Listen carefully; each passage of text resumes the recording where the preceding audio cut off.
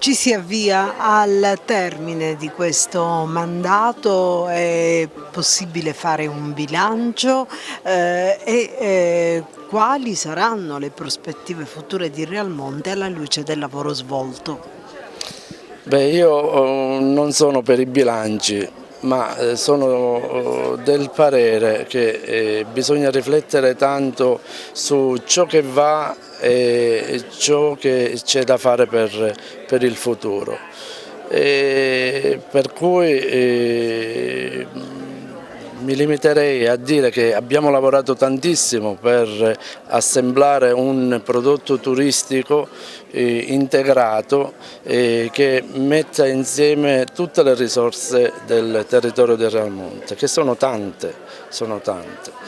ad iniziare dalla balneazione, alla natura, alla cultura in generale, che mette insieme l'archeologia con la nostra bella villa romana. In questo momento è passata al parco archeologico ed è molto attenzionata, fra l'altro,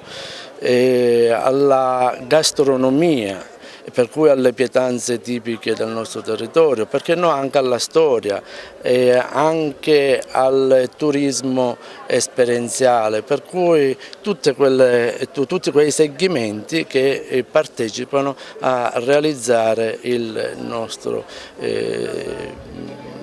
risorse turistiche, il nostro prodotto turistico integrato. Naturalmente puntiamo alla collaborazione con gli altri comuni. E in questo momento noi sappiamo che naturalmente la risorsa più importante del Realmonte è la balneazione, quindi non solo la Scala dei Turchi, ma l'intero litorale, un litorale che inizia a Punta Grande e finisce a Pietre Cadute, quindi una spiaggia alternata con scogliere che